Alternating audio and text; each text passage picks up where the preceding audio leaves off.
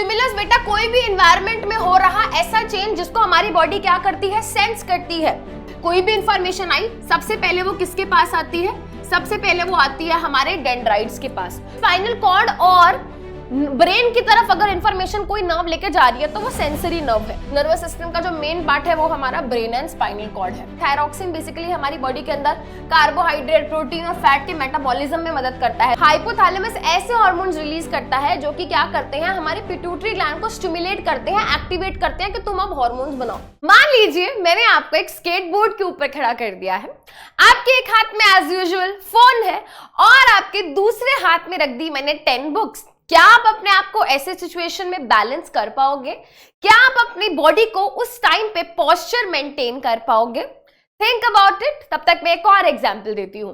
मान लीजिए आप गलती से किचन में चले गए, है ना, वैसे तो जाते नहीं है बट गलती से मान लीजिए किचन में चले गए एंड सामने एक फ्राइंग पैन रखा था, आपको नहीं पता था कि वो गर्म है। अब जैसे ही आपने उस हॉट ऑब्जेक्ट को टच किया, जैसे ही टच किया आपने एकदम से अपना हाथ विड्रॉ कर लिया, यानी कि आपने अपना हाथ पीछे कर लिया। अब इन दोनों सिचुएशन में एक चीज कॉमन है।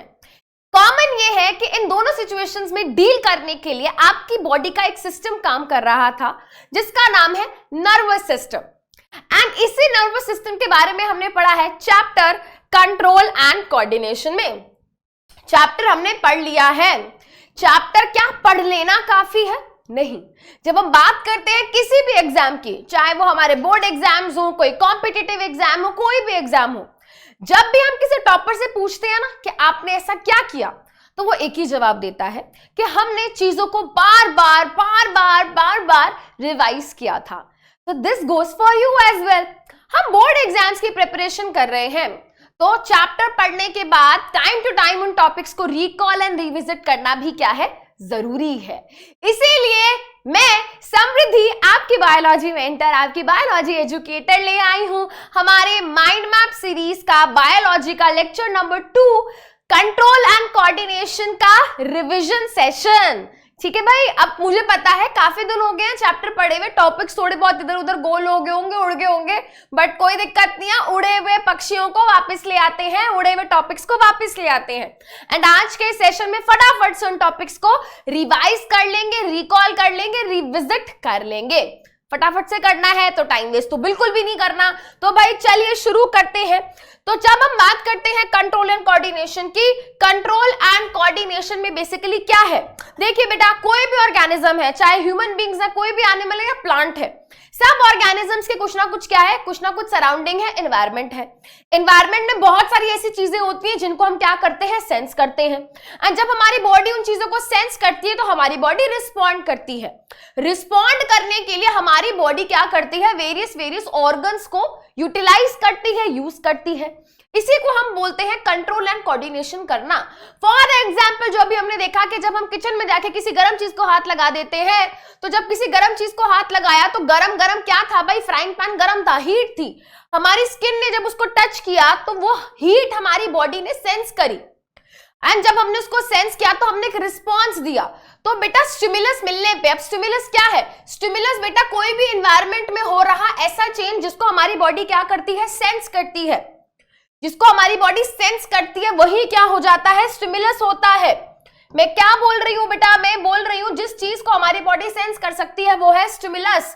जैसे फॉर एग्जांपल हम लाइट को सेंस कर सकते हैं, हम साउंड को सेंस कर सकते हैं, हम स्मेल को सेंस कर सकते हैं, हम हीट को सेंस कर सकते हैं, एंड ऐसी बहुत चीजें हैं जिनको हम क्या कर सकते हैं, सेंस कर सकते हैं। तो वो चीज जिसको हमारी बॉडी क्या कर रही है, सेंस कर रही है, उसको हम स्टिमुलाई बोलते हैं। अब सेंस करके क्या आराम से बैठ जाते हैं? नहीं। जैसे ही किसी गर्म चीज को हाथ लगाया तो हाथ पीछे किया, हाथ पीछे करना मतलब रिएक्शन दिया, रिस्पॉन्स दिया। तो अब ये रिस्पॉन्स देना क्या है बेटा, स्टिमुलस मिलने पे हमारी बॉडी के ऑर्गन्स ने काम किया ना, हमारे बॉडी के कुछ ना कुछ पार्ट्स इन्वॉल्व हुए होंगे एंड उन्होंने आपस में मिलजुल के क्या किया, काम किया। एंड जब हम मिलजुल के काम करते हैं तो क्या बोलते हैं, कोऑर्डिनेशन कर लेना। हम बोलते हैं ना यार ये काम उसको बता दिया है, आपस में मिलजुल के कोऑर्डिनेट कर लेना, बोलते हैं। तो बिल्कुल वैसा ही होता है। जैसे हमारी बॉडी के अंदर कोई स्टिमुलस जाता है, हमारी बॉडी को कोई स्टिमुलस मिलता है, यानी कि हमारे सेंस ऑर्गन की मदद से हम लाइट को, साउंड को, स्मेल को या किसी भी स्टिमुलाई को जब हम सेंस करते हैं तो हमारी बॉडी कोऑर्डिनेट करती है। कोऑर्डिनेशन में होता क्या है बेटा, हमारी बॉडी के वेरियस ऑर्गन्स क्या करते हैं, वर्क करते हैं एक साथ एंड कोऑर्डिनेशन में मदद करते हैं। तो इस चैप्टर के अंदर हमने coordination in animals and coordination in plants के बारे में डिस्कस करना है। तो जब हम बात करते हैं कोऑर्डिनेशन इन एनिमल्स की, तो more of we will be talking about humans, right. Animals में we will be more focused on humans.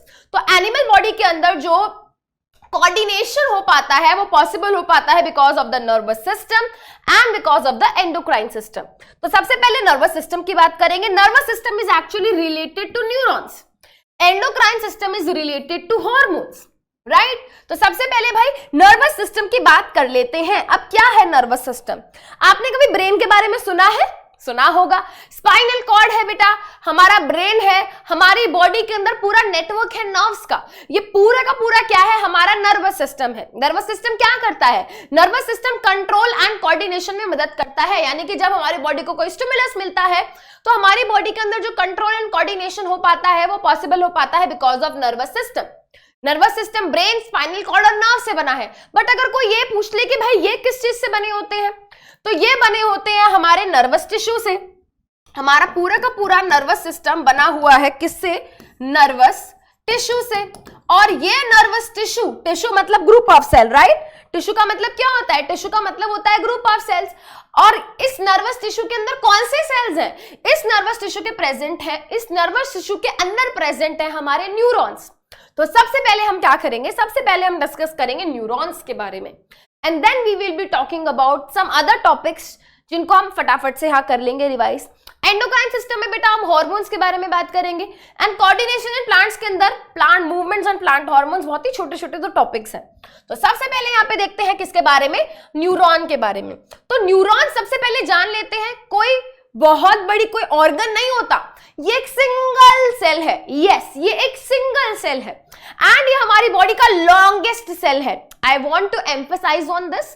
Difference होता है बेटा largest cell and longest cell होने में। जब मैं बोलती हूं न्यूरॉन हमारी बॉडी का लॉन्गेस्ट सेल है, दैट मीन्स ये सबसे लंबा सेल है। लार्जेस्ट सेल मतलब भाई सबसे बड़ा डायमीटर होना, वो ओवम होता है, वो एग सेल होता है। ठीक है, तो बिल्कुल भी गलती नहीं करनी है बेटा, इन छोटे छोटे टर्म्स के ऊपर हमें फोकस रहना है। ठीक है, कंफ्यूज है तो मत लिख कर आओ, कंफ्यूजन है तो लिखो ही मत, है ना।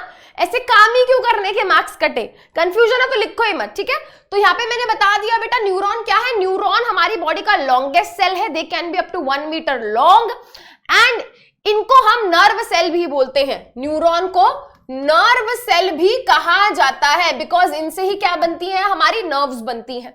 नर्व्स क्या होता है अभी बात करते हैं। ठीक है, तो न्यूरॉन या नर्व सेल एंड इसको हमारी बॉडी का structural and functional unit of nervous system भी कहा जाता है।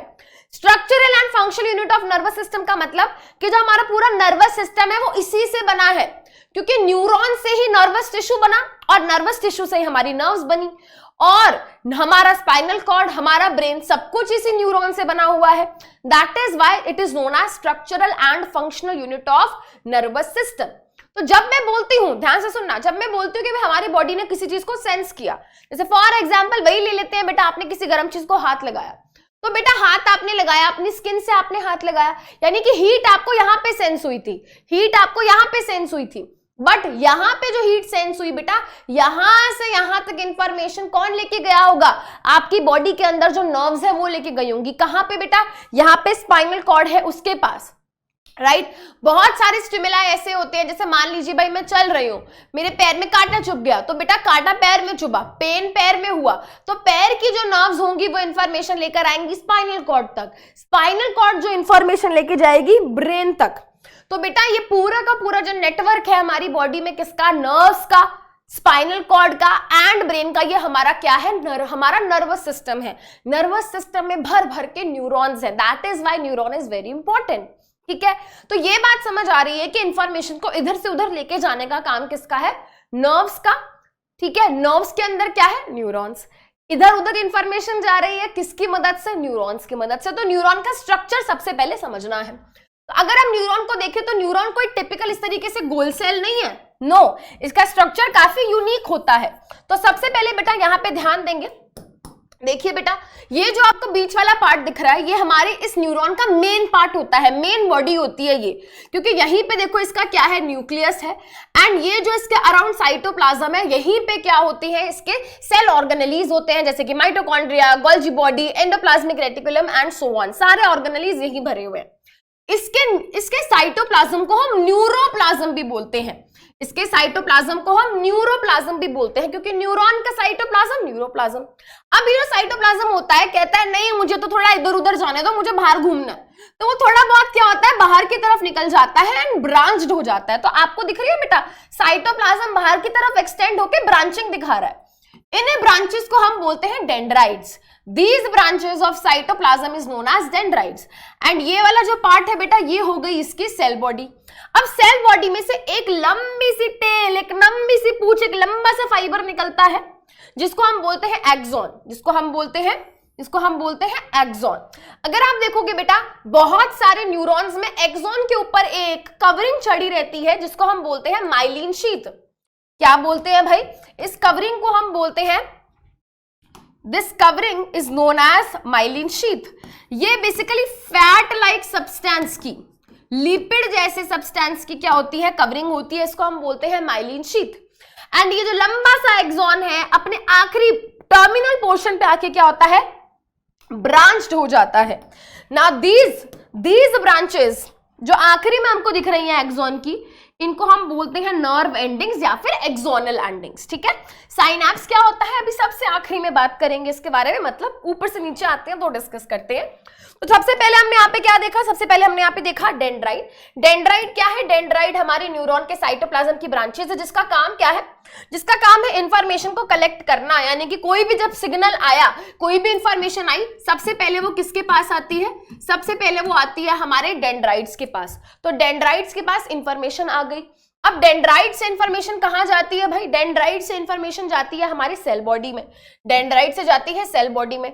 सेल बॉडी क्या है, अभी हमने देखा, सेल बॉडी राउंडेड, थोड़ा राउंडेड पोर्शन है। ठीक है, यहाँ पे न्यूक्लियस होता है, साइटोप्लाज्म होता है, यहाँ पे सारे सेल ऑर्गेनेलीज होते हैं। सेल बॉडी इस इंफॉर्मेशन को, इस सिग्नल को कहां भेज देते हैं, वो भेज देते हैं एक्सॉन के पास। तो एक्सॉन के पास सिग्नल आ गया, एक्सॉन के पास क्या आ गई बेटा, सारी की सारी नर्व इंपल्स आ गई। नर्व इंपल्स क्या होता है भाई, जो भी इलेक्ट्रिकल सिग्नल्स, जो भी सिग्नल्स हमारी इंफॉर्मेशन आ रही है, वो सिग्नल्स की फॉर्म में आ रही है, एंड जब वो हमारे न्यूरॉन के थ्रू पास ऑन होती है, उसी को हम नर्व इंपल्स बोलते हैं, राइट। तो एक्सॉन के पास आ गई। एक्सॉन एक लॉन्ग ट्यूब लाइक स्ट्रक्चर है, जिसका काम है इंफॉर्मेशन को कैरी करना, कहां से कहां, हमारे सेल बॉडी से लेके नर्व एंडिंग की तरफ। नर्व एंडिंग क्या है, ब्रांच्ड पोर्शन है एक्सॉन का, जो कि टर्मिनल पोर्शन यानी कि आखिरी के पोर्शन पे आके ब्रांच हो गया है। Now what is this synapse. जब हम किसी भी दो न्यूरॉन्स की बात करते हैं, है ना, हमारी बॉडी में बहुत सारे न्यूरॉन्स हैं, हमारी बॉडी में बहुत सारे न्यूरॉन्स हैं, एंड जो ये न्यूरॉन्स होते हैं ना, ये न्यूरॉन्स कभी भी एक दूसरे से चिपके हुए नहीं होते। These neurons are never attached to each other. इनके बाहर क्या है, हाँ, इनके आसपास क्या है भाई, बहुत सारे न्यूरॉन्स हैं। तो ये जो न्यूरॉन्स होते हैं, इनके बीच में क्या होता है, बहुत ही छोटा छोटा साइटोप्लाज्मिक गैप होता है, जिसको हम बोलते हैं साइनैप्स। इसको हम क्या बोलते हैं, इसको हम बोलते हैं साइनैप्स। तो ये जो मैंने गैप बनाया यहाँ पे बेटा, देखो दो न्यूरॉन्स के बीच में जो मैंने गैप बनाया, this gap is actually known as synapse. इसको हम क्या बोलते हैं, साइनैप्स बोलते हैं। ठीक है, this is synapse, cytoplasmic gap between two neurons. तो होता क्या है बेटा, दोबारा से रिकॉल करते हैं। सबसे पहले इंफॉर्मेशन जो सिग्नल आता है वो हमारे डेंड्राइट्स के पास आता है, डेंड्राइट्स सेल बॉडी को दे देते हैं, सेल बॉडी एक्सॉन को दे देता है, एंड एक्सॉन नर्व एंडिंग या एक्सॉन एंड पे दे देते हैं।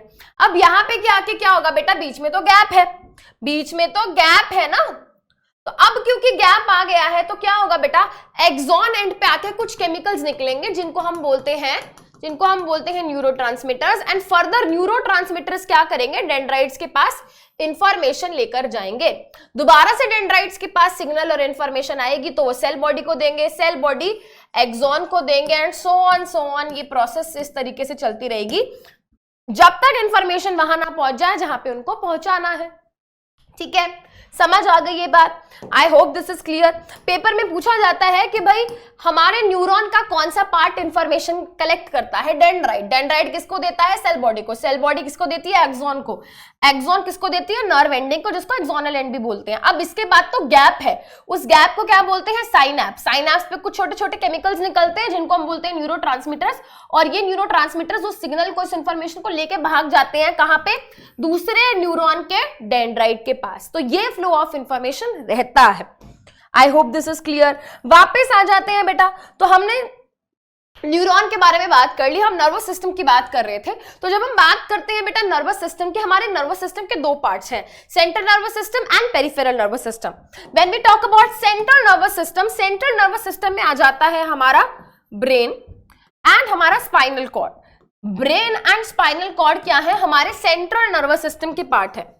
ब्रेन एंड स्पाइनल कॉर्ड, ये क्या है? हमारे सेंट्रल नर्वस सिस्टम के पार्ट है। पेरिफेरल नर्वस सिस्टम में आ जाता है हमारा क्या? हमारी नर्व्स। हमारी नर्व्स आ जाती हैं पेरिफेरल नर्वस सिस्टम में। नर्व्स भी क्या होती है? हमारी बॉडी में दो तरीके की नर्व्स होती हैं, एक होती है क्रेनियल नर्व्स और एक होती है स्पाइनल नर्व्स। ऐसी नर्व्स जो क्या है? डायरेक्टली हमारे ब्रेन से अटैच्ड है। वो कहां से अटैच्ड है? डायरेक्टली हमारे ब्रेन से अटैच्ड है। ऐसी नर्व्स को हम बोलते हैं cranial nerves. There are 12 pair of cranial nerves in our body. उसके अलावा स्पाइनल नर्व्स होती हैं, यानी कि वो नर्व्स जो डायरेक्टली हमारे स्पाइनल कॉर्ड से अटैच्ड होती हैं, उन नर्व्स को हम बोलते हैं spinal nerves. There are 31 pair of spinal nerves in our body. सारी नर्व्स क्या कर रही हैं बेटा? सारी की सारी नर्व्स, चाहे वो क्रेनियल नर्व्स हो चाहे वो स्पाइनल नर्व्स हो, कोई भी नर्व अगर हमारी बॉडी में है तो वो सारी की सारी नर्व्स क्या कर रही हैं बेटा?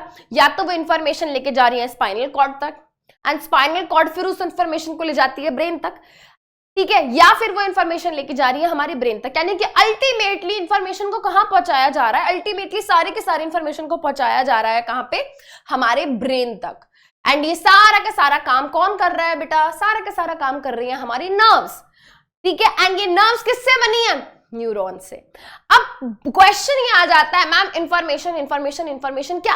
Information stimulus. कोई भी चीज जब आप सेंस करते हो तो आपकी बॉडी के लिए वो इंफॉर्मेशन है, उस इंफॉर्मेशन को पहुंचाया जाता है ब्रेन तक नर्व्स की मदद से। पहुंचा देंगी नर्व्स, बट उनको सेंस कौन कर रहा है? उनको सेंस कर रहे हैं हमारे रिसेप्टर्स, वो रिसेप्टर्स जो हमारे सेंस ऑर्गन्स में है। मैं इस टाइम बोल रही हूं बेटा, आप मेरे को सुन पा रहे हो, क्योंकि आपके जो ईयर्स हैं उनके अंदर जो फोनो रिसेप्टर्स हैं वो साउंड को सेंस कर रहे हैं। मैं कुछ खा रही हूं तो मेरी टंग के ऊपर क्या है? गस्ट्रेटरी रिसेप्टर्स हैं, वो टेस्ट को सेंस कर पा रहे हैं, राइट। तो वैसे हमारी बॉडी के अंदर अलग अलग रिसेप्टर्स हैं जो अलग अलग तरीके के स्टिमुलाई को सेंस करते हैं। सो सबसे पहला है फोटो रिसेप्टर्स। फोटो से हमेशा याद आता है लाइट, एंड लाइट को हम किससे सेंस करते हैं बेटा? हमारी आइस की मदद से। तो ये फोटो रिसेप्टर्स हमारी आइस के अंदर प्रेजेंट होते हैं एंड ये लाइट को सेंस करते हैं। फिर हमारे पास है ऑल्फैक्टरी रिसेप्टर्स। ऑल्फैक्टरी रिसेप्टर्स हमारी नोज के अंदर होते हैं। नोज से हम क्या सेंस करते हैं भाई? स्मेल को। फिर हमारे पास है गस्ट्रेटरी रिसेप्टर्स। गस्ट्रेटरी रिसेप्टर्स हमारी टंग पे होते हैं, टंग से हम सेंस करते हैं टेस्ट को। देन वी हैव फोनो रिसेप्टर्स। फोन आता है तो कैसे सुनते हो? कान से सुनते हो ना, यहां से सुनते हो, राइट। तो जो फोनो रिसेप्टर्स हैं हमारे ईयर में होते हैं एंड ये हमको साउंड को सेंस करने में मदद करते हैं।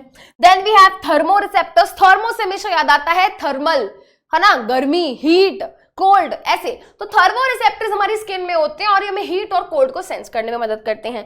फिर नोसिसेप्टर्स होते हैं। नोसिसेप्टर्स हमारी स्किन में होते हैं एंड पेन को सेंस करना मदद करते हैं। कभी कभी हमारे दोस्त से लड़ाई हो जाती है एंड हमें वो मारता है तो हम बोलते हैं अरे लगी भी नहीं, है ना, और फिर जब जोर से लगती है तो बड़ा फील हुआ, फिर उसको मारने के लिए भागते हो। तो ये जो इंटेंसिटी आपको फील हो रही है ना पेन की, वो भी उसमें कौन मदद कर रहा है बेटा? नोसिसेप्टर्स उसको सेंस करने में मदद कर रहे हैं, ठीक है। तो अब होता क्या है बेटा? सबसे पहले हमारे रिसेप्टर्स स्टिमुलाई को सेंस करते हैं। देखो यहाँ पे स्टिमुलस आया, कोई भी स्टिमुलस हो, चाहे कोई भी स्टिमुलस हो, लाइट हो, स्मेल हो, टेस्ट हो, साउंड हो, कोई भी चीज हो बेटा, उस स्टिमुलस को हमारी बॉडी क्या करती है? रिसेप्टर्स की मदद से सेंस करती है। तो स्टिमुलस आया, किसने सेंस किया? रिसेप्टर ऑर्गन ने। रिसेप्टर ऑर्गन ये है, इनके अंदर रिसेप्टर्स है, ये इसको सेंस करते हैं। फिर क्या होता है बेटा? हमारी सेंसरी नर्व। नर्व मतलब वो जो इन्फॉर्मेशन को क्या करती है? इधर से उधर लेके जाती है। एंड नर्व बेटा ऐसा नहीं है बस यहीं से इन्फॉर्मेशन यहाँ लेके जा रही है बेटा, यहाँ से भी तो इन्फॉर्मेशन इधर उधर जाएगी, क्योंकि ब्रेन भी तो कितनी चीजों को इंस्ट्रक्शंस दे रहा है। तो सारी इंफॉर्मेशन कैसे ट्रैवल करती है बेटा? कैसे सिग्नल वो ट्रैवल करते हैं? Because of the nerves. अब यहाँ पे एक नर्व का नाम दिख रहा है सेंसरी नर्व, यहाँ पे एक नाम दिख रहा है मोटर नर्व। ये क्या है बेटा? हमारी बॉडी में अलग अलग तरीके की नर्व्स होती हैं। सबसे पहले बात करते हैं किसकी, सेंसरी नर्व की। तो बेटा जब हमारी बॉडी को स्टिमुलस मिला है ना, कोई चीज गरम फील हुई, ठंडी फील हुई, अब यहां से यहां कहां बेटा, स्पाइनल कॉर्ड की तरफ, ब्रेन की तरफ जो नर्व्स इंफॉर्मेशन लेके जाएंगी उनको हमने बोल दिया सेंसरी नर्व, है ना। पैर में कांटा चुभा, दर्द हुआ तो पैर से स्पाइनल कॉर्ड की तरफ जो इंफॉर्मेशन लाएगी सेंसरी नर्व, यानी कि स्पाइनल कॉर्ड और ब्रेन की तरफ अगर इंफॉर्मेशन कोई नर्व लेके जा रही है तो वो सेंसरी नर्व है। अब वो ब्रेन या स्पाइनल कॉर्ड के पास पहुंच गई है, ब्रेन क्या करेगा, हमको उस सिचुएशन में उस स्टिमुलस, वो स्टिमुलस जो हमको मिला है उसमें कैसे डील करना है, उसके इंस्ट्रक्शंस और उसके सिग्नल्स भेजेगा, ठीक है। वो सिग्नल्स, वो इंस्ट्रक्शंस हमारा ब्रेन भेजेगा, तो ब्रेन वो भेजेगा, कहेगा यार रिस्पॉन्स करो, ठीक है। वो क्या कहेगा, वो कहेगा कि रिस्पॉन्स करो। तो बेटा वो किसको देगा इंफॉर्मेशन, वो देगा दूसरी नर्व को, वो इंफॉर्मेशन देगा किसको, वो इंफॉर्मेशन देगा मोटर नर्व को। मोटर नर्व क्या करेगी, मोटर नर्व इंफॉर्मेशन लेकर आएगी ब्रेन या स्पाइनल कॉर्ड से, है ना। ब्रेन हो सकता है स्पाइनल कॉर्ड को दे और spinal cord nerve motor nerve को इंफॉर्मेशन दे। तो मोटर नर्व वो नर्व है जो ब्रेन या स्पाइनल कॉर्ड से इंफॉर्मेशन, ठीक है, इंफॉर्मेशन सेंसरी नर्व ले गई। अब ब्रेन ने जो इंस्ट्रक्शंस या सिग्नल्स दिए उनको भी तो लेकर जाना है ना उधर की तरफ, बाकी उस पोर्शन की तरफ। तो वो काम कौन करता है, वो काम करती है हमारी मोटर नर्व। मोटर नर्व फटाफट से जहां पे भी इंफॉर्मेशन पहुंचानी होती है वहां पे पहुंचाती है। जहां पे वो पहुंचाती है बेटा वो इफेक्टर ऑर्गन होता है। इफेक्ट मतलब जो इफेक्ट क्रिएट करेगा, है ना, जिसकी वजह से वो इफेक्ट, वो रिस्पॉन्स आएगा, तो उसको इफेक्टर ऑर्गन बोल दिया। एंड इफेक्टर ऑर्गन जब काम करेगा तो वो क्या करेगा भाई, वो जब वो काम करेगा तो आखिरी में एक रिस्पॉन्स जनरेट होगा, रिस्पॉन्स जनरेट होगा। तो यहाँ पे हम टाइप्स ऑफ नर्व के टॉपिक को देख रहे हैं यहाँ पे। तो सबसे पहले हमारी जो हमारी सेंसरी नर्व क्या करती है, इंफॉर्मेशन को लेके हमारे ब्रेन या स्पाइनल कॉर्ड तक जाती है।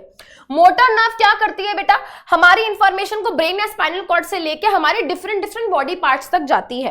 अब इंटरन्यूरॉन या रिले न्यूरॉन ये क्या है, देखो बेटा हमारे ब्रेन और स्पाइनल कॉर्ड के अंदर कुछ ऐसे न्यूरॉन्स बैठे हैं जिनका काम क्या है, जिनका काम है सेंसरी न्यूरॉन जो भी इंफॉर्मेशन लेकर आई उसको लेके मोटर न्यूरॉन को देना। तो इंटर न्यूरॉन और रिले न्यूरॉन हमारे ब्रेन एंड स्पाइनल कॉर्ड में होते हैं। ये क्या करते हैं, सेंसरी इंफॉर्मेशन, जो सेंसरी न्यूरॉन जो इंफॉर्मेशन लाया है उसको लेके हमारे मोटर न्यूरॉन को दे देते हैं। सिंपल, ये काम है किसका, इंटर न्यूरॉन का। इंटर न्यूरॉन मतलब बीच में बैठा है ना, सेंसरी से इंफॉर्मेशन ली और मोटर न्यूरॉन को दे दी। तो ये है हमारा इंटर न्यूरॉन या रिले न्यूरॉन का फंक्शन। एंड इस तरीके से इंफॉर्मेशन क्या करती है, फ्लो करती है हमारे नर्वस सिस्टम के अंदर। स्टिमुलस से रिसेप्टर, स्टिमुलस मिला रिसेप्टर को, रिसेप्टर हमारे ऑर्गन्स के अंदर हो सकते हैं, सेंस ऑर्गन के अंदर, फिर सेंसरी नर्व लेके भागती है इंफॉर्मेशन ब्रेन स्पाइनल कॉर्ड तक। ब्रेन स्पाइनल कॉर्ड के अंदर इंटर न्यूरॉन होता है, उसको जैसे इंफॉर्मेशन मिलती है वो मोटर न्यूरॉन को दे देता है। मोटर न्यूरॉन ऑब्वियसली बात है हमारे मोटर नर्व्स के अंदर होंगे एंड मोटर नर्व्स इफेक्टर को दे देती हैं। इफेक्टर अपना काम करता है और हमें रिस्पॉन्स देखने को मिलता है, राइट। चलिए, अब ये सब किसकी वजह से हो पा रहा है, नर्वस सिस्टम की वजह से। एंड नर्वस सिस्टम की वजह से और भी बहुत सारी चीजें होती हैं हमारी बॉडी के अंदर। हमारी डे टू डे एक्टिविटीज अगर हम देखें बेटा, हमारी बॉडी में डिफरेंट तरीके के एक्शंस हो रहे हैं, है ना। हमारी बॉडी के अंदर डिफरेंट तरीके की मूवमेंट एंड एक्शंस हो रहे हैं। एंड ये सब पॉसिबल हो पाता है किसकी मदद से, ये सब कुछ पॉसिबल हो पाता है, ये सब कुछ पॉसिबल हो पाता है because of the nervous system.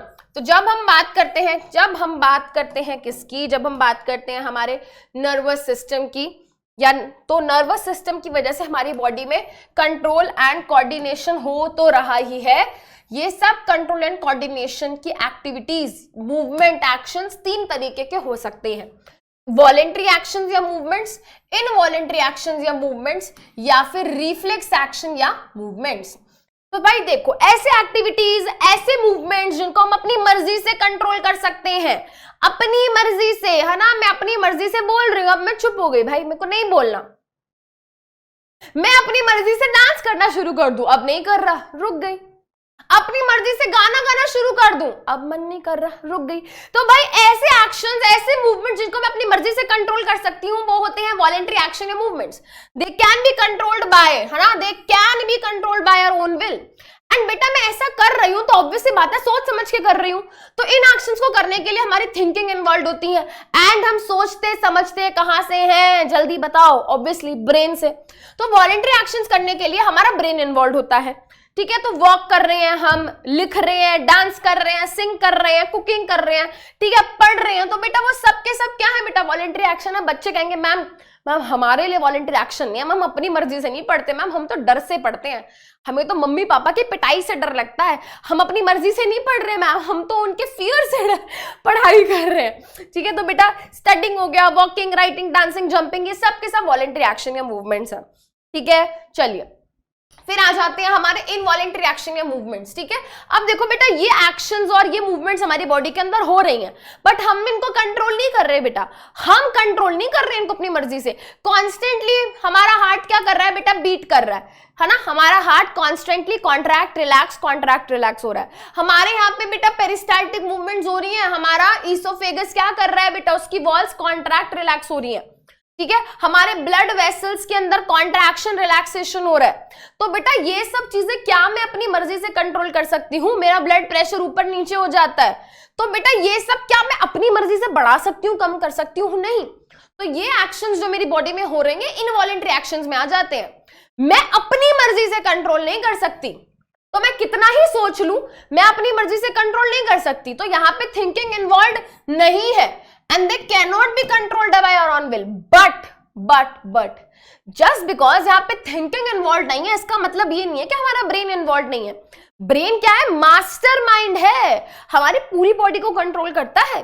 तो हमारा जो ब्लड प्रेशर बढ़ जाता है, कम हो जाता है, हमको भूख लग जाती है, प्यास लग जाती है, नींद आ जाती है, हमारा हार्ट बीट जल्दी जल्दी पकड़ने लगता है, हमारा बीपी लो हो जाता है, ये सब की सब एक्टिविटीज हमारा ब्रेन कंट्रोल कर रहा है। ये सब की सब एक्टिविटीज हमारा ब्रेन कंट्रोल कर रहा है। और ऐसी एक्टिविटीज जिनको मैं अपनी मर्जी से कंट्रोल नहीं कर सकती, वहां पे भी ब्रेन अपना काम कर रहा है, बट हमको पता नहीं चल रहा क्योंकि ब्रेन कर रहा है। तो यहाँ पे ब्रेन इन्वॉल्व होता है, बट यहाँ पे थिंकिंग इन्वॉल्व नहीं, और इनको अपनी मर्जी से हम नहीं कर सकते। जैसे कि बेटा पंपिंग ऑफ ब्लड हो गया हमारे हार्ट से, है ना, पंपिंग ऑफ ब्लड कौन करता है बेटा, पंपिंग ऑफ ब्लड करता है हमारा हार्ट। ठीक है, पेरिस्टाल्टिक मूवमेंट्स हो गई, कॉन्ट्रैक्शन हो गई, रिलैक्सेशन हो गई ब्लड वेसल्स की। फिर आ जाती है आखिरी में हमारे रिफ्लेक्स एक्शन या movements. This is very very very important, ये हमारे सीबीएसई वालों का फेवरेट टॉपिक है। रिफ्लेक्स एक्शन क्या होते हैं, रिफ्लेक्स आर्क क्या होती है, फ्लो चार्ट बना के दिखाओ, तो बना के दिखाना पड़ेगा भाई, है ना। एक मीम आता है ना, भाई ने बोला तो करने का, तो भाई सीबीएसई ने बोला तो करने का, मैम ने बोला तो करने का, तो करने का, तो भाई करने का। ठीक है, रिफ्लेक्स एक्शन या मूवमेंट्स क्या है, ऐसे एक्शन या मूवमेंट जिनको हम अपनी मर्जी से कंट्रोल नहीं कर सकते। यहाँ पे थिंकिंग इन्वॉल्व नहीं होती और ब्रेन भी इन्वॉल्व नहीं होता। ये मैम क्या बोल रही हैं? देखो भाई, सबसे पहला एग्जांपल दिया था तुमको, सबसे पहले क्लास शुरू होते ही एक एग्जांपल दिया कि भाई जैसे ही तुम किचन में गए, तुमने किसी गर्म चीज को हाथ लगाया और तुम्हें नहीं पता था कि वो गर्म था, तो एकदम से तुम अपना हाथ पीछे कर लोगे। अब यहाँ पे क्या हुआ, आपकी बॉडी को लगा कि आप किसी डेंजर में हो। ठीक है, जैसे एकदम से हीट मिली तो बॉडी ने क्या किया, आपको प्रोटेक्ट करने के लिए आपको बिना बताए, है ना, आपसे बिना पूछे खुद ब खुद एक ऑटोमेटिक क्विक रिस्पॉन्स दिया। वो रिस्पॉन्स, वो एक्शन, वो मूवमेंट क्या है, एक रिफ्लेक्स एक्शन है। यानी कि ऐसे एक्शन या मूवमेंट जो हमारी बॉडी के अंदर सडनली होते हैं, एंड आपकी बॉडी उसको सोच समझ के नहीं करती बेटा, क्योंकि वो बहुत ही क्विक होते हैं। तो ऐसे क्विक सडन एक्शन या मूवमेंट्स जो आपकी बॉडी करती है आपको बचाने के लिए, कब, हार्मफुल सिचुएशन से, हार्मफुल स्टिमुलस से बचाने के लिए जो आपकी बॉडी करती है, उन एक्शंस को, उन मूवमेंट्स को हम बोलते हैं रिफ्लेक्स एक्शन। एंड हम अपनी मर्जी से नहीं कर सकते बेटा, हम अपनी मर्जी से नहीं करते, हमारी बॉडी में ऑटोमेटिकली होते हैं।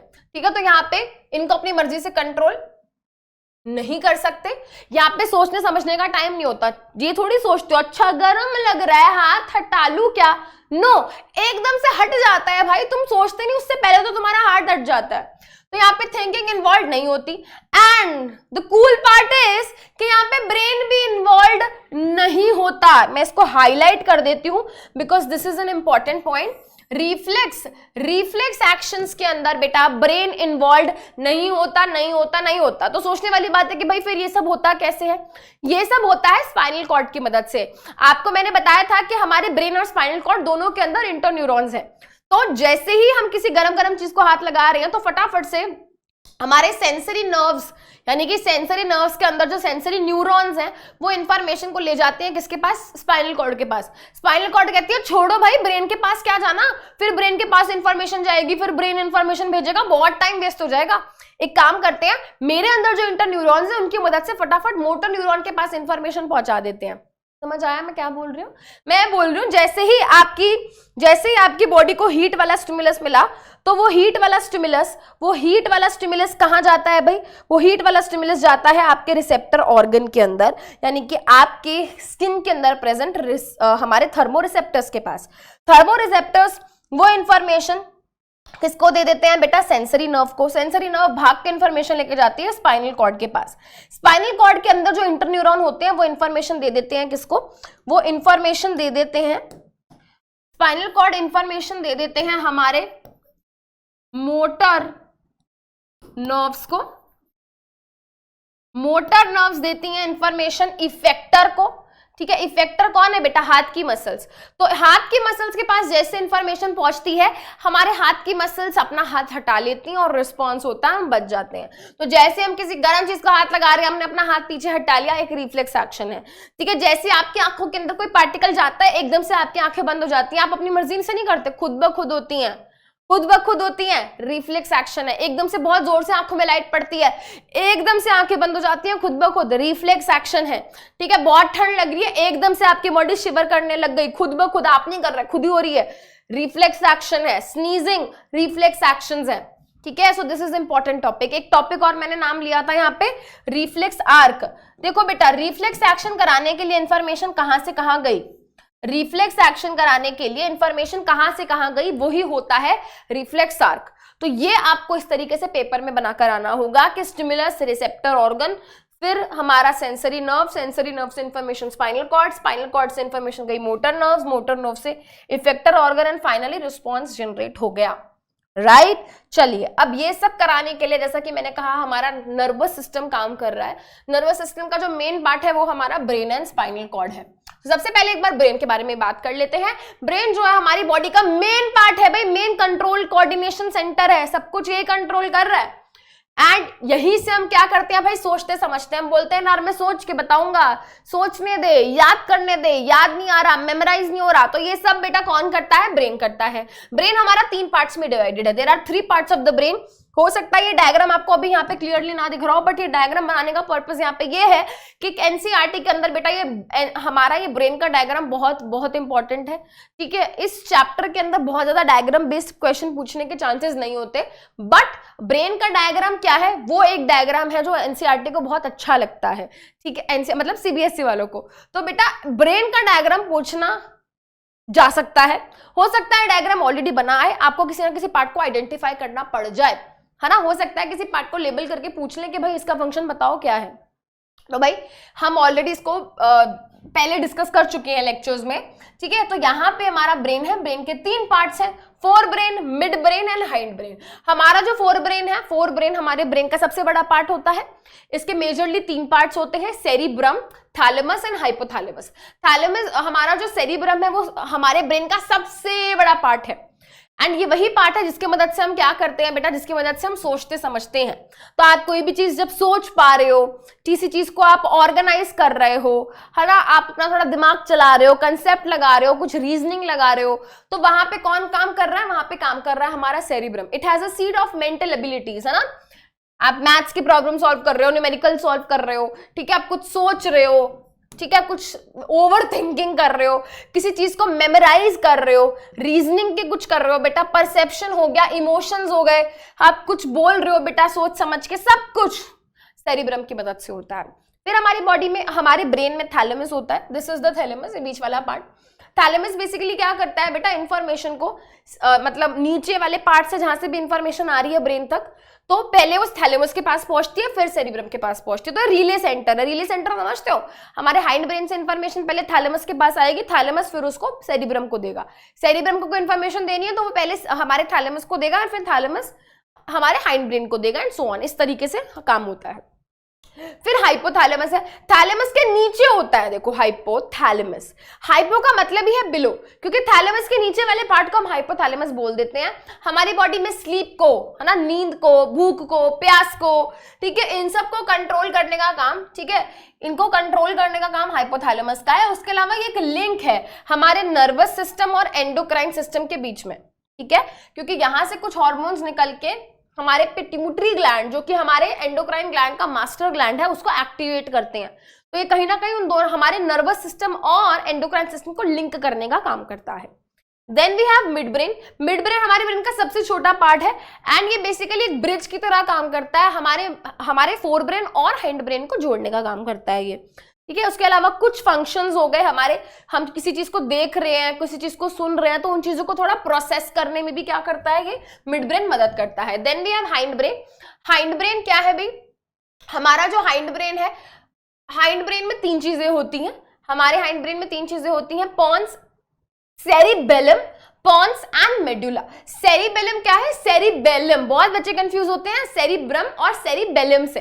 तो सेरिब्रम क्या है, सेरिब्रम सोचने समझने का काम है, ठीक है।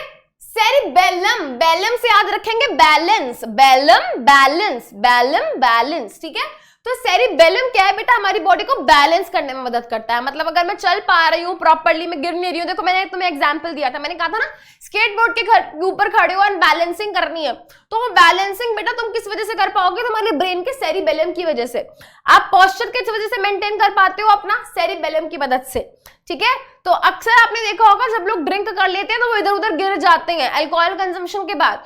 क्यों बेटा, क्योंकि वो अल्कोहल जाके उनके ब्रेन के सेरिबेलम के ऊपर क्या करता है, अफेक्ट करता है उनको, एंड सेरिबेलम ढंग से काम नहीं कर पाता। अब सेरिबेलम ढंग से काम नहीं करेगा तो बॉडी पोस्चर कैसे मेंटेन होगा, बैलेंस कैसे मेंटेन होगा, इसलिए वो गिर जाते हैं। Then we have pons. Pons जो है बेटा हमारी बॉडी का ब्रीदिंग रेट हो गया, हमारी जो स्लीप साइकिल है उसको मेंटेन करता है। मेडुला ऑब्लोंगेटा क्या है, इनवॉलेंटरी एक्शंस को कंट्रोल करता है, जैसे कि हमारा ब्लड प्रेशर हो गया, बढ़ना कम होना, तुम नहीं कर सकते अपनी मर्जी से, इनवॉलेंटरी एक्शन है। कौन कंट्रोल कर रहा है, ब्रेन का मेडुला। सलाइवेशन, टेस्टी खाना देख के मुंह में से पानी आ गया, सलाइवरी ग्लैंड में से सलाइवा निकल रहा है, तो किसकी वजह से आया भाई, मेडुला की वजह से। वॉमिटिंग आ गई, मेडुला की वजह से। ये सब इनवॉलेंटरी एक्शंस मेडुला कंट्रोल करता है। ये थी ब्रेन की बात। फिर बात है हमारे स्पाइनल कॉर्ड की। तो भाई हमारे ब्रेन से ही, है ना, इस तरीके से ब्रेन से यहां से एक रॉड शेप का, सिलेंड्रिकल शेप का क्या होता है, एक स्ट्रक्चर निकलता है बिल्कुल यहां तक, जिसको हम स्पाइनल कॉर्ड बोलते हैं, एंड ये प्रोटेक्टेड होता है हमारे बैकबोन से। बहुत बच्चों को कंफ्यूजन रहती है कि स्पाइनल कॉर्ड और बैकबोन सेम चीज है। नो, सेम चीज नहीं है बेटा। हमारे ब्रेन से ही क्या निकल रही है, ब्रेन से ही, बिल्कुल ब्रेन के जैसी एक पार्ट निकल रहा है जिसको स्पाइनल कॉर्ड बोलते हैं। स्पाइनल कॉर्ड के बाहर होती है बैकबोन, यानी कि हमारी बैकबोन के अंदर बीचों बीच स्पाइनल कॉर्ड है। स्पाइनल कॉर्ड हमारे ब्रेन से अटैच्ड होती है। बैकबोन हड्डियों से बना हुआ एक स्ट्रक्चर होता है जिसको हम वर्टिब्रल कॉलम बोलते हैं, जो छोटी छोटी 33 हड्डियों से मिलकर बना होता है। स्पाइनल कॉर्ड की प्रोटेक्शन तो बैकबोन करती ही करती है। इसके अलावा हमारे ब्रेन और स्पाइनल कॉर्ड के अंदर कुछ लेयर्स होती हैं जो कि उनको प्रोटेक्शन देने का काम करते हैं, जिनका नाम मेनिंजेस होता है, और इन मेनिंजेस के बीच में फ्लूइड भरा होता है जिसको हम बोलते हैं सेरिब्रोस्पाइनल फ्लूइड। समझ आया? ब्रेन और स्पाइनल कॉर्ड के बाहर कुछ लेयर्स है प्रोटेक्शन के लिए जिनको मेनिंजेस बोलते हैं, एंड इन तीन लेयर्स होती हैं। इन तीन लेयर्स के बीच में सेरिब्रोस्पाइनल फ्लूइड भरी होती है जो कि हमारे ब्रेन को, स्पाइनल कॉर्ड को प्रोटेक्शन देते हैं, शॉक एब्जॉर्बर की तरह काम करते हैं। कोई इंजरी हो अगर तो उस टाइम पे प्रोटेक्शन देने का काम करते हैं। उसके अलावा अगर हम ब्रेन की बात करें तो ब्रेन के इन मेनिंजेस के बाहर और बाहर यहाँ पे क्या है, हमारा क्रेनियम है। क्रेनियम को हम ब्रेन बॉक्स बोलते हैं। हड्डी का एक बड़ा ही मजबूत हड्डी है जो कि हमारे ब्रेन को प्रोटेक्ट करती है, वैसे ही हमारी स्पाइनल कॉर्ड को प्रोटेक्ट करती है हमारी backbone. I hope this is clear. चलिए बेटा, अब हम डिस्कस करते हैं यहाँ पे किसके बारे में, एंडोक्राइन सिस्टम के बारे में। जैसे कि हमने स्टार्टिंग में बात करी थी कि एंडोक्राइन सिस्टम में काम करते हैं हमारे हॉर्मोन्स। हॉर्मोन्स की जब हम बात करें तो हॉर्मोन्स क्या है, हॉर्मोन छोटे छोटे केमिकल सब्सटेंसेस होते हैं जो कि निकलते हैं किससे, एंडोक्राइन ग्लैंड से। तो ग्लैंड क्या होता है भाई, ऐसी कोई भी चीज जो कुछ सिक्रीट कर रही है, बना के कुछ भी सिक्रीट कर रही है। सलाइवरी ग्लैंड में से सलाइवा निकलता है, तो वो क्या हो गया बेटा, ग्लैंड हो गया, ठीक है। पेनक्रियाज में से क्या होता है, पेनक्रियाज में से पैंक्रियाटिक जूस निकलता है, तो वो एक ग्लैंड है। लिवर में से क्या निकलता है, बाइल जूस निकलता है, वो एक ग्लैंड है। स्टमक में याद करो क्या होते हैं, गैस्ट्रिक ग्लैंड होते हैं, जाके गैस्ट्रिक जूस निकलता है। आंखों में टीयर ग्लैंड्स हैं, टीयर निकलते हैं, वो एक ग्लैंड है। स्किन में स्वेट ग्लैंड्स हैं, स्वेट निकलता है, वहां पे बनता है और वहां से निकलता है। तो ऐसी कोई भी चीज जो कुछ सिक्रीट कर रही है उसको हम ग्लैंड बोल देते हैं। तो वो कोई सेल हो सकता है, कोई टिश्यू हो सकता है, कोई ऑर्गन हो सकता है, ठीक है। अब हम बात करें बेटा हार्मोन्स की।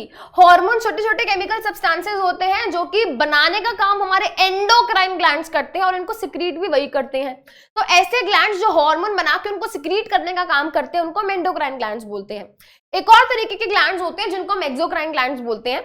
यहाँ पे ये कंपैरिजन आपसे नहीं पूछा जाएगा, this is what is more important, but फटाफट से एक बार इसको देख लेते हैं, डिस्कस कर लेते हैं।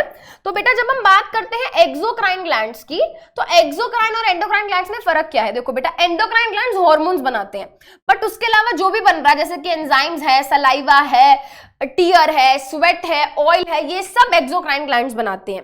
एक्सोक्राइन ग्लैंड्स के अंदर छोटी छोटी ट्यूब्स की मदद से ये सब चीजें बाहर निकल के आती है। इनके अंदर ट्यूब्स होती है, डक्ट्स होते हैं। तो जिनके पास डक्ट्स होते हैं उनको एक्सोक्राइन ग्लैंड्स बोल देते हैं। एंडोक्राइन ग्लैंड्स के पास कोई भी डक्ट्स नहीं होती, इनमें डक्ट्स एब्सेंट होते हैं। अब जो भी इनके हार्मोन्स बनते हैं एंडोक्राइन ग्लैंड्स के अंदर, वो बाहर निकल जाते हैं और डायरेक्टली ब्लड में जाते हैं। ये क्या होते हैं बेटा, डायरेक्टली ब्लड में नहीं जाते, निकलते हैं, फिर ट्यूब में जाते हैं, फिर ट्यूब इनको जहां लेके जाना होता है वहां ले जाती है। ये क्या है बेटा, जहां पे भी इनका काम होगा, ठीक है, एंडोक्राइन ग्लैंड्स बना देंगे हार्मोन, और हार्मोन अपना ब्लड की मदद से उधर उधर चला जाएगा। बट जनरली जो एक्सोक्राइन ग्लैंड्स होते हैं, जो भी हार्मोन इनसे निकल रहा, जो भी सब्सटेंस इनसे निकल रहा है, वो आसपास ही होता है जहां पे उसका काम है। जैसे फॉर एग्जांपल आंसू कहां से निकलते हैं, आंखों से। तो जो एक्सोक्राइन ग्लैंड है ना, टीयर ग्लैंड, वो हमारी आंखों के पास ही होगा। ये नहीं कि यहाँ पे बना हुआ है टीयर ग्लैंड और यहाँ से टीयर बन के फिर यहाँ आ रहा है और फिर यहाँ निकल रहा है, ऐसा नहीं होता, ठीक है। So situated near the site of action, मतलब जहां पे भी उनको अपना एक्शन दिखाना है उसके आसपास ही होते हैं वाले एक्सोक्राइन ग्लैंड। बट इनके साथ ऐसा नहीं है, ये दूर दूर भी प्रेजेंट हो सकते हैं, क्योंकि हार्मोन डायरेक्टली ब्लड में जाएगा और ब्लड की मदद से जहां भी जाना है वहां चला जाएगा। Examples, pituitary gland, thyroid gland, ये सब क्या है बेटा, एंडोक्राइन ग्लैंड के एग्जाम्पल्स हैं। जिस भी ग्लैंड में से हार्मोन निकल रहा है वो एंडोक्राइन ग्लैंड होगा। एक्सोक्राइन ग्लैंड हो गया सलाइवरी ग्लैंड, लिवर, ठीक है, हमारे गैस्ट्रिक ग्लैंड्स, ये सब हो गए हमारे एक्सोक्राइन ग्लैंड्स। सबसे पहले बेटा देख लो, ये बहुत इंपॉर्टेंट टेबल है, बहुत इंपॉर्टेंट टेबल है। यहाँ पे कुछ एंडोक्राइन ग्लैंड्स और उनके हार्मोन्स, उनके फंक्शंस देखते हैं, सबसे इंपॉर्टेंट है, ठीक है। पिट्यूटरी ग्लैंड को मास्टर ग्लैंड भी बोलते हैं, ये ग्रोथ हार्मोन बनाता है, हमारी बॉडी की जो ग्रोथ एंड डेवलपमेंट होती है उसमें मदद करता है। अगर बहुत ज्यादा बन जाए तो बेटा जियांटिज्म हो जाता है, एकदम लंबे से हो जाएंगे जियांट की तरह, ठीक है। और अगर कम रह जाए तो छोटे रह जाएंगे, डॉर्फिज्म होगा। थायराइड ग्लैंड क्या है, पिट्यूटरी ग्लैंड बेटा हमारे यहाँ ब्रेन के अंदर यहाँ प्रेजेंट होता है, ठीक है। थायराइड ग्लैंड क्या है बेटा, यहाँ गले में यहाँ पे प्रेजेंट होता है, बटरफ्लाई शेप का है, हमारा एंडोक्राइन ग्लैंड होता है। इसका काम है हार्मोन बनाना, जिसको हम थायरॉक्सिन बोलते हैं। थायरॉक्सिन बेसिकली हमारी बॉडी के अंदर कार्बोहाइड्रेट, प्रोटीन और फैट के मेटाबॉलिज्म में मदद करता है। तो जो भी चीज हम खा रहे हैं वो कैसे डाइजेस्ट होके, कितनी एब्जॉर्ब होके, कितनी स्टोर होके, कैसे यूटिलाइज होगी, ये सारा का सारा काम कौन कंट्रोल करता है, थायरॉक्सिन।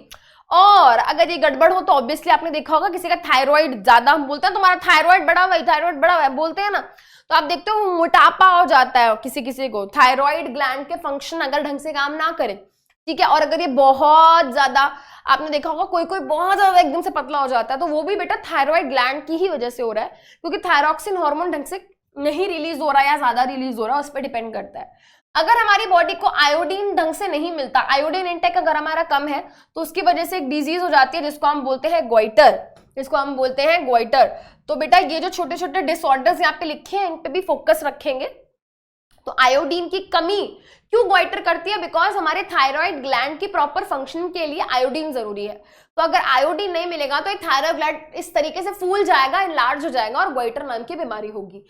पेनक्रिया क्या करते हैं, पेनक्रिया इंसुलिन और ग्लूकागॉन नाम का हार्मोन, ये दो अलग अलग हार्मोन रिलीज करती है। अगर बॉडी में ग्लूकोज बहुत ज्यादा बढ़ गया है तो उसको कम कर देता है इंसुलिन, और अगर बहुत कम हो गया तो उसको बढ़ा देता है हमारा ग्लूकागॉन। अगर हमारी बॉडी के अंदर इंसुलिन, अगर हमारी बॉडी के अंदर क्या है, इंसुलिन बहुत कम हो गया है तो एक बीमारी हो जाएगी जिसका नाम है डायबिटीज, ठीक है। एड्रीनल ग्लैंड हमारी किडनी के बिल्कुल ऊपर, दोनों किडनी के ऊपर ये ग्लैंड्स होते हैं जिनको हम एड्रीनल ग्लैंड बोलते हैं। इनका काम है एड्रेनलिन नाम का ये हार्मोन रिलीज करना। ये क्या करते हैं, हमारी बॉडी को प्रिपेयर करते हैं किसी इमरजेंसी सिचुएशन में कैसे डील करना है। तो अगर आप किसी इमरजेंसी सिचुएशन में आ गए हो, एकदम से किसी से लड़ाई होगी है, तो एकदम से क्या होगा, आपका चेहरा लाल हो जाएगा, आपका ब्लड प्रेशर बढ़ जाएगा, आप जोर जोर से सांस लेने लगोगे, हो सकता है आप उसको पीटने भी लगो। तो उस टाइम पे ये सारी चीजें कौन करवा रहा है बेटा, एड्रेनलिन, ठीक है, क्या करवा रहा है, किसी की पिटाई करवा रहा है, नो। उस टाइम पे आपकी बॉडी के अंदर जो चेंजेस हुए, यानी कि आपका हार्ट रेट बढ़ना, आपका ब्रीदिंग रेट बढ़ना, ठीक है, आपको फॉर एग्जांपल आपकी चेहरा एकदम लाल हो गया, तो ये सब कौन करा रहा है, एड्रेनलिन करा रहा है। मेल्स के अंदर बेटा टेस्टिस होती हैं, टेस्टिस से एक हार्मोन निकलता है जिसका नाम है testosterone.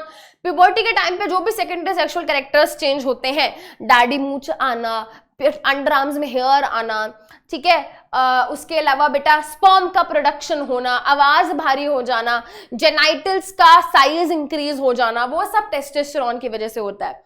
Then we have ovaries in the female के अंदर भी बेटा ये ओवरीज क्या होती हैं, हार्मोन बनाती हैं जिनको हम एस्ट्रोजन एंड प्रोजेस्टेरोन बोलते हैं। एस्ट्रोजन अगेन प्यूबर्टी के टाइम पे जो भी चेंजेस आए गर्ल्स के अंदर, जैसे कि उनके मेंस्ट्रुअल साइकिल स्टार्ट होना, ब्रेस्ट का डेवलपमेंट होना, प्यूबिक एरिया में हेयर आना, अंडर आर्म्स में हेयर आना, ये सारे के सारे चेंजेस कौन कराता है, एस्ट्रोजन कराता है। अगर मैं प्रोजेस्टेरोन की बात करूं, प्रोजेस्टेरोन मेनली प्रेगनेंसी के टाइम पे क्या करता है, उसके ज्यादा रोल्स होते हैं, ठीक है। उसके अलावा प्रोजेस्टेरोन थोड़ा बहुत प्लेसेंटा से भी सिक्रीट होता है during the time of pregnancy. Hypothalamus याद करो हमारे फोर ब्रेन में था। ये क्या करता है बेटा, ये ऐसे हार्मोन्स रिलीज करता है जो कि हार्मोन्स जाते हैं पिट्यूटरी ग्लैंड के पास और बोलते हैं चलो चलो चलो चलो अब तुम्हारा काम का टाइम हो गया, अब तुम अपने हार्मोन्स रिलीज करो। तो बेसिकली हाइपोथैलेमस ऐसे हार्मोन्स रिलीज करता है जो कि क्या करते हैं, हमारे पिट्यूटरी ग्लैंड को स्टिमुलेट करते हैं, एक्टिवेट करते हैं कि तुम अब हार्मोन्स बनाओ, ठीक है। तो इसको इसलिए इंपॉर्टेंट माना जाता है। सो ये बहुत इंपॉर्टेंट टेबल है and you should be aware of all these functions and at least in सब ग्लैंड्स का आपको पता होना चाहिए, ठीक है। इसके अलावा बेटा अगर हम बात करें तो पैराथायरॉयड हार्मोन होता है, बिल्कुल थायराइड हार्मोन के बिल्कुल पैराथायरॉयड ग्लैंड होता है जो कि क्या करता है, उससे पैराथायरॉयड हार्मोन निकलता है। उससे मैं दोबारा रिपीट कर देती हूँ, यहाँ पे थायराइड ग्लैंड के अलावा एक और ग्लैंड है जिसको हम पैराथायरॉयड ग्लैंड बोलते हैं, उससे हार्मोन निकलता है पैराथायरॉयड हार्मोन, उसको पीटीएच भी बोलते हैं। उसका काम है हमारी बॉडी के अंदर कैल्शियम और फास्फोरस के लेवल्स को मेंटेन करना, रेगुलेट करना। हमारे बिल्कुल यहाँ पे जहां पे क्या है, हमारा ट्रेकिया है, ठीक है, ट्रेकिया है यहाँ पे हमारा, तो वहां पे एक ग्लैंड होता है जिसको हम बोलते हैं थाइमस ग्लैंड, इसको हम बोलते हैं thymus gland. And thymus gland से निकलता है थाइमोसिन नाम का हार्मोन एंड ये हार्मोन हमारे व्हाइट ब्लड सेल्स के मैच्योरेशन के लिए इंपॉर्टेंट होता है, राइट। चलिए भाई अब चलते हैं हमारे नेक्स्ट टॉपिक जिसका नाम है control and coordination in plants. Control and coordination में हमको प्लांट्स के कंट्रोल एंड कोऑर्डिनेशन में हमको पढ़ने हैं दो टॉपिक्स जो कि है प्लांट मूवमेंट्स एंड हमारा प्लांट के हार्मोन्स। प्लांट के अंदर भाई दो तरीके की मूवमेंट्स होती है, एक होती है ट्रॉपिक मूवमेंट्स और एक होती है नास्टिक मूवमेंट्स। अब जैसे हम किसी स्टिमुलस को सेंस करते हैं वैसे प्लांट्स भी क्या करते हैं भाई, स्टिमुलस को सेंस कर सकते हैं। मैं मजाक नहीं कर रही, सच बोल रही हूँ। फॉर एग्जाम्पल तुम्हारे दोस्त ने तुमको जोर से मारा तो तुम्हारा रिएक्शन क्या होगा, तुमने स्टिमुलस यानी कि पेन को सेंस किया एंड तुमने रिएक्शन दिया। हो सकता है तुमने उसको धक्का दे दिया, उसको भी मार दिया, तुमने सेंस किया। आपको पता है अगर मैं एक प्लांट होता है, अगर मैं उसको टच करूंगी तो उसको बिल्कुल अच्छा नहीं लगेगा, उसको सेंस कर लेगा वो और अपनी लिप्स को क्लोज कर लेगा। तो इसका मतलब ये है कि भाई प्लांट्स भी क्या कर सकते हैं, स्टिमुलस को सेंस कर सकते हैं। एंड जब वो स्टिमुलस को सेंस करेंगे तो ऑब्वियस सी बात है कुछ ना कुछ रिस्पॉन्स तो देखने को मिलेगा ही। तो प्लांट के अंदर जो रिस्पॉन्स होता है वो हमको मूवमेंट्स की मदद से देखने को मिल जाता है। तो फॉर एग्जाम्पल यहाँ पे हम देख रहे हैं जैसे टच मी नॉट प्लांट के बारे में, जैसे उसको टच किया उसने अपनी लीव्स को क्लोज किया। अब जब ये मूवमेंट हुई तो इस मूवमेंट में कोई भी ग्रोथ इन्वॉल्व नहीं थी, कोई भी ग्रोथ इन्वॉल्व नहीं थी, ये ग्रोथ इंडिपेंडेंट मूवमेंट थी। तो ऐसी मूवमेंट्स ध्यान से सुनेंगे बेटा, ऐसी मूवमेंट्स जिनको कराने के लिए क्या होता है, जैसे ही प्लांट को कोई स्टिमुलस मिलता है और स्टिमुलस मिलने पर जब कोई प्लांट मूवमेंट करे और उस मूवमेंट में अगर कोई भी ग्रोथ नहीं हो रही तो ऐसे मूवमेंट्स को हम नास्टिक मूवमेंट्स बोलते हैं। नास्टिक मूवमेंट्स क्या है, ग्रोथ इंडिपेंडेंट मूवमेंट्स प्लांट्स की, जो कि कब होती हैं, जब प्लांट को कोई ना कोई स्टिमुलाई मिलता है, स्टिमुलाई मिलने पर वो रिस्पॉन्स देते हैं। जैसे कि आप टच मी नॉट प्लांट जिसको हम मिमोसा प्यूडिका बोलते हैं इस प्लांट का, साइंटिफिक नेम है, टच मी नॉट इंग्लिश में बोलते हैं, हिंदी में छुई मुई बोलते हैं। तो जैसे ही इसकी लीव्स को आप टच करते हो तो इसकी लीव्स क्लोज हो जाती हैं, बट हमेशा ऐसा नहीं होता, क्योंकि प्लांट्स के अंदर ग्रोथ भी देखने को मिलती है जब उनको स्टिमुलस मिलता है। यस, ऐसी मूवमेंट्स को हम बोलते हैं tropic movements. So when we talk about tropic movements वो मूवमेंट्स हैं कि प्लांट मूवमेंट दिखा रहा है, बट उस मूवमेंट को कराने के लिए प्लांट के अंदर क्या हो रही है, ग्रोथ हो रही है। प्लांट क्या कर रहा है, ग्रोथ दिखा रहा है। तो ऐसी मूवमेंट, जिन मूवमेंट को कराने के लिए प्लांट के अंदर ग्रोथ देखने को मिलती है, उनको हम ट्रॉपिक मूवमेंट्स बोलते हैं। अब ये ग्रोथ हो सकता है स्टिमुलस के डायरेक्शन में हो, मान लो स्टिमुलस यहां से आ रहा है एंड प्लांट भी उसी तरफ ग्रोथ कर रहा है, तो मैं इसको बोलूंगी पॉजिटिव ट्रॉपिक मूवमेंट। स्टिमुलस यहाँ पे, प्लांट की ग्रोथ अलग डायरेक्ट अपोजिट डायरेक्शन में हो रही है, तो हम बोलेंगे नेगेटिव ट्रॉपिक मूवमेंट। स्टिमुलस की तरफ तो जल्दी बताओ, स्टिमुलस की तरफ तो पॉजिटिव, स्टिमुलस से दूर तो नेगेटिव। पॉजिटिव नेगेटिव दोनों तरीके के ट्रॉपिक मूवमेंट्स हो सकते हैं। डिपेंड ये करता है कि डिपेंड ये करता है कि हमारा स्टिमुलस क्या है। देखो बेटा, सबसे पहले यहाँ पे बात करेंगे फोटोट्रॉपिज्म के बारे में। देखो यहाँ पे हमारे पास एक प्लांट है, यहाँ से लाइट आ रही है, एनसीईआरटी का ही डायग्राम है। एक तरफ से मैंने बोर्ड रख दिया, इसको कवर कर दिया, यानी कि यहाँ से उसको कोई लाइट नहीं मिल रही, प्लांट को यहीं से लाइट मिल रही है। तो हम ऑब्जर्व करेंगे, देखो धीरे धीरे प्लांट क्या होगा, उसी तरफ ग्रोथ करने लगेगा जिस तरफ से उसको लाइट मिल रही है। लाइट क्या है बेटा, लाइट स्टिमुलस है। प्लांट ने इस लाइट को सेंस कर लिया और लाइट की तरफ ही ग्रोथ करता जा रहा है। ऐसे ट्रॉपिक मूवमेंट को हम बोलेंगे फोटोट्रॉपिज्म। ठीक है, फिर आ जाता है हमारा जियोट्रॉपिज्म या ग्रेविटोट्रॉपिज्म। हमारे जो प्लांट के रूट्स होते हैं, हमने देखा होगा हमेशा नीचे जाते हैं, भाई ऊपर क्यों नहीं आते हो, उनको ग्रेविटी बहुत अच्छी लगती है। तो हमारे जो रूट्स होते हैं वो क्या करते हैं बेटा, ग्रेविटी की तरफ ग्रो करते हैं। तो रूट्स क्या है बेटा, रूट्स ग्रेविटोट्रॉपिज्म दिखाते हैं, यानी कि वो जियोट्रॉपिज्म दिखाते हैं। जियो मतलब ग्रेविटी, वो ग्रेविटोट्रॉपिज्म दिखाते हैं। ठीक है, एंड अगर हम बात करें फोटोट्रॉपिज्म और जियोट्रॉपिज्म, सबसे पहले हम शूट्स की बात करते हैं। शूट मतलब वो हमारी स्टेम हो गई, हमारी लीव्स और ब्रांचेस, वो हमेशा क्या है, लाइट की तरफ ग्रो करते हैं। तो वो क्या है, वो पॉजिटिव फोटोट्रॉपिज्म दिखा रहे हैं। बट जो रूट है वो कभी भी लाइट की तरफ नहीं ग्रो करते, वो लाइट से अपोजिट जाते हैं, यानी कि जो रूट्स हैं वो नेगेटिव जियोट्रॉपिज्म दिखा रहे हैं।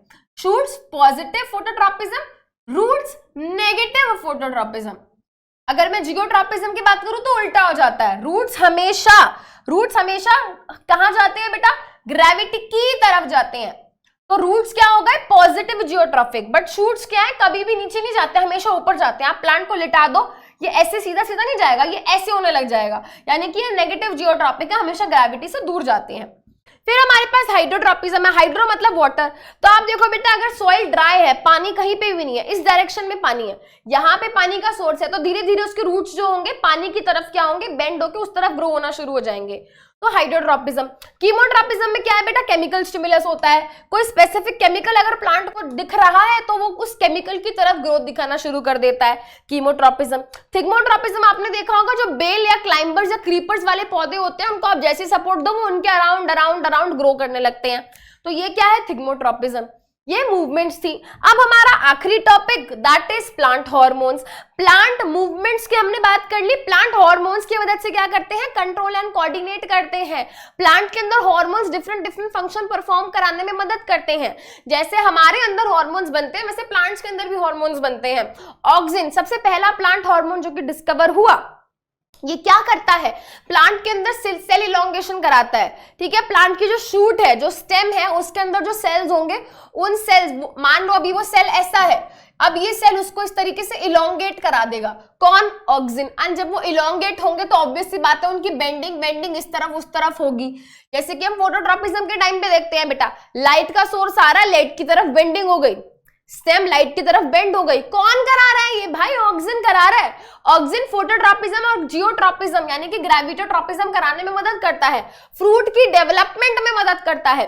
देन वी हैव जिब्रेलिन, हमारे प्लांट की स्टेम की हाइट बढ़ाने में जिब्रेलिन मदद करता है। उसके अलावा सीड को जर्मिनेट कराने में मदद करता है, फ्रूट और फ्लावर की डेवलपमेंट में मदद करता है gibberellin. Then we have cytokinin. Cytokinin ये जो टर्म आया है, ये आया है because of the cytokinesis. Cytokinesis मतलब साइटो मतलब साइटोप्लाज्म, काइनेसिस मतलब डिवीजन ऑफ साइटोप्लाज्म कब होगी, जब सेल डिवाइड करेगा। सेल डिवाइड करने में मदद करते हैं ये भाई साहब, जिनका नाम है साइटोकाइनिन्स।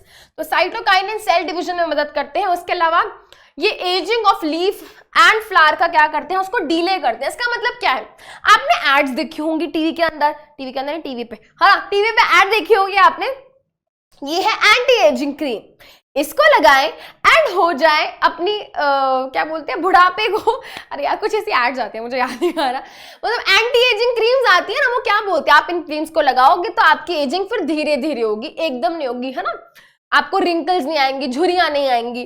तो वैसे ही भाई लीव्स एंड फ्लावर्स की एजिंग तो हो रही है ना, बट ये उसको डिले कर देते हैं। फिर हमारे पास है एब्सिसिक एसिड, इसको स्ट्रेस हार्मोन भी बोलते हैं, इसकी शॉर्ट फॉर्म ABA है, ठीक है, इसको स्ट्रेस हार्मोन भी बोलते हैं, ठीक है। तो सबसे पहले तो क्या करता है भाई, स्टोमेटा को क्लोज कराने का काम करता है, स्टोमेटा ओपन है तो उसको क्लोज कराने में ये मदद करता है। उसके अलावा बेटा जैसा कि मैंने कहा ये स्ट्रेस हार्मोन है, तो हमारा प्लांट कैसी किसी स्ट्रेसफुल सिचुएशन में आ गया, अनफेवरेबल कंडीशंस में चला गया, तो वहां पे अब क्या करना है, हम चाहते हैं कि भाई पहले तो उसके साथ डील कर ले, अभी ग्रोथ पे इतना ध्यान मत दे, तो उस टाइम पे ग्रोथ को फ्रीज करा देगा, ठीक है। उसको जब फ्रीज करा देगा, सीड्स को अभी जर्मिनेट नहीं होने देगा, तो जर्मिनेशन नहीं हो रही, जब अभी हमारा सीड क्या है, इसकी ग्रोथ फ्रीज हो गई है, उसको कौन कराता है बेटा, वो फ्रीज वो करा रहा है हमारा एब्सिसिक एसिड। डॉर्मेंसी जो है सीड्स की, उनको मेंटेन कर रहा है। डॉर्मेंसी मतलब सीड्स डॉर्मेंट है, मतलब अभी वो जर्मिनेशन वगैरह कुछ नहीं कर रहे हैं। कौन रोक के बैठा है उनको रोक के बैठा है एब्सिसिक एसिड, कह रहा है बिल्कुल ग्रो नहीं करना, अभी फेवरेबल कंडीशंस नहीं है, बिल्कुल ग्रो नहीं करना, चुपचाप यहीं बैठे रहो, तो वो एब्सिसिक एसिड कराता है।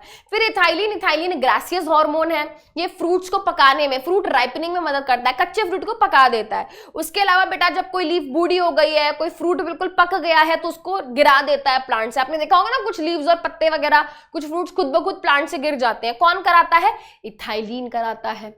इसी के साथ हमारा प्लांट कोऑर्डिनेशन का टॉपिक भी हो गया फिनिश।